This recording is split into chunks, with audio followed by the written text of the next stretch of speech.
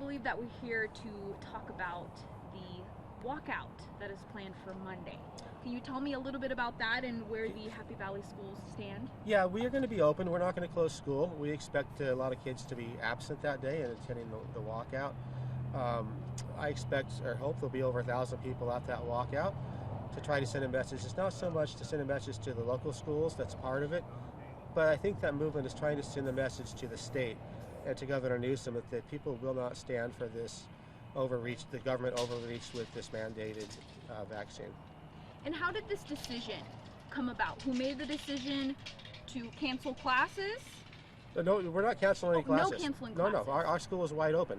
Okay, I think there may be a couple schools locally that are canceled, but not us. We will be open we're not going to close. We do expect 30% of the kids or more to be absent and take part in the walkout. There's nothing we can do with that. It's the people's right. Absolutely.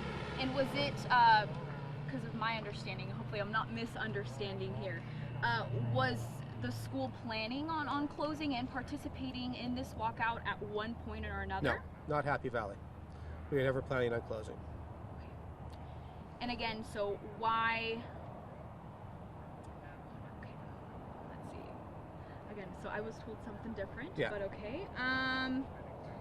And so I guess how are you guys anticipating or planning to kind of go about this walkout for parents and students who are participating? Well, this is where it's a little bit hard, Daisy, because we don't know how many kids are going to walk out. We believe and what we understand, a lot of kids are not going to come back on the 19th, the 20th, the 21st. They're planning on staying home. We don't advocate for people to stay home and become truant. We don't want anybody to break the law that way. If you are planning on keeping your kids home, set up a homeschool where you can homeschool your children so you're not truant and you get in any trouble with the law. But if people want to make a stand at this point in time, it is the right time to do so, and we have our constitutional rights to do that, and I hope that people actually do. And so, I mean, obviously regarding with those students who are planning on not coming that day and maybe not a few days after, can you kind of tell me what that means for the school, for your school, for the district, for funding? How is that going to impact you guys in the long run if students pull their children completely out of the school? Well, in the long run, if our average daily attendance drops, we will lose funding, absolutely. And then we're going to be laying off teachers. Some schools may close because we're hearing 30, 40, 50% of the kids may stay out of school. That is significant. I don't think any local schools will be able to stay open, at least our smaller rural ones like we are in Happy Valley. There's no way. So yeah, it will completely impact the schools. How many students do you guys have roughly, give or take, and how many staff do you guys have? We have roughly 475 students. Not sure of the staff. Right around there. Not sure about staff. Yeah, I'm not exactly sure of the staff. I think it's around 85, but not exactly sure. Okay. And so have staff members voiced their opinions, their thoughts on this mandate with you? Yes, I have heard from a few staff, and they want to remain anonymous. They don't agree with it. Obviously, I haven't talked to everyone, but I have had people reach out to me, and they don't agree with it. They want their freedom of choice. And give or take, maybe a rough estimate, percentage-wise? I can't say. They all have to be anonymous. Okay. Well, again, I'm not asking for names Yeah. or anything, but give or take, I mean, is it the majority of the school? It's not the majority, but it's a significant amount. If they do walk out on Monday, we would be in trouble. We'd have to figure out how to staff. And it's going to be hard to staff when every other school is dealing with people walking out as well. There's just not going to be any employees to be found. Okay. And so Monday comes around. What are you anticipating that day to look like for you? Well, on our school, we kind of jumped the gun a little bit this week, and we had a board meeting where we changed some stuff, where we actually took the teachers, what the governor's mandate said with teachers was, you either have to show a vaccine card or be tested. Okay, we changed that up because we didn't feel like that was right to segregate our staff and have certain people go get tested and some not. So we actually voted to change that where now all staff has to be tested. Okay, and with that said, we also took the mandate away where teachers have to be vaccinated. Since they're being tested, they're okay, we're not breaking any laws. So hopefully we won't see any walkouts from staff on Monday with that action that we have taken. It remains to be seen if it worked or not. So again, to reiterate, you guys are not going to require staff and students to be vaccinated, just weekly testing? For the staff, that is correct. For the students, that mandate is not quite taken effect yet. We don't know when. We're expecting January 1st of 2022. Some say it could be later.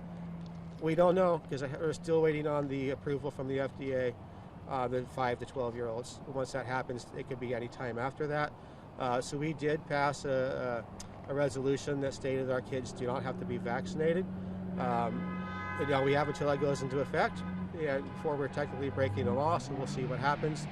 Hopefully enough other schools will, and community, it's not just a school issue, this is a community issue about personal choice and our rights.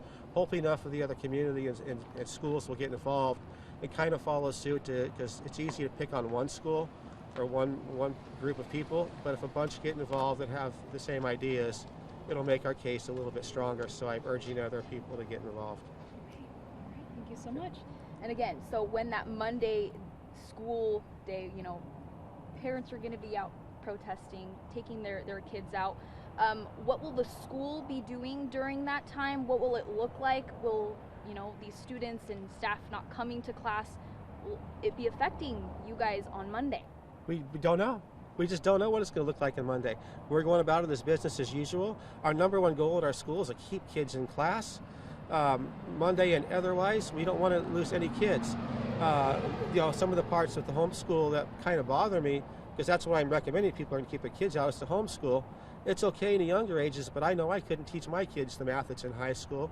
So, at some point the education is going to suffer for the children if they're not in school. So we're asking, what I actually like to do right now is ask our Board of Supervisors to step up and get rid of this mandates for our county so our kids can go to school and they don't have to worry about losing half of our kids. We can't do it and stay in business. How do we teach our kids? So please, Board of Supervisors, take action. Get the mandates away from these kids and the forced vaccinations. Let the people make a choice. If they want to vaccinate, then vaccinate. If they don't, then don't. Anything else? I think you've answered all my questions at the moment. Anything else? Yeah, just a little bit on the personal side of things. There's nobody in this county that cares more about kids than I do. Okay, 12 years ago, we had a diabetes support group for children that this news station did a lot of coverage on. We even did one a couple of years ago, right before COVID, where we were meeting at Mercy Hospital, and you guys came down and did some footage. Okay, we are all about our kids in this community. It's why I'm on the school board. I've got 5 kids and 3 grandkids. We want what's best for the kids all the way around. Some people think I'm jumping the gun with all of this, but really we're not. We're just trying to keep our kids in class and focus on education. And so, maybe just one last question for you. What would you say to those parents who are a little worried that, staff members will not be vaccinated? Yes, they will be, tested every week. But if, they are worried for their own children's health, maybe they have an underlying health condition or anything like that, what do you say to them after this decision? Well, from my knowledge, there hasn't been a child from 0 to 14 that's died from COVID in Shasta County. I could be wrong, but I have not been able to find that information. But I do know that we've had 334 deaths in the county from COVID, so it does happen. I myself am just getting over it. I was on oxygen for 5 weeks, so my energy level is still low. I'm still off of work. So it is real, and there's no disputing that. But when it comes to the kids, it doesn't really affect the kids the way it does the adults. In my own opinion, I believe that there will be more deaths from side effects to the kids taking the vaccine than there would be from kids dying from COVID. Why do we want to put that extra risk onto our kids? All righty. I think you've officially answered all my questions there.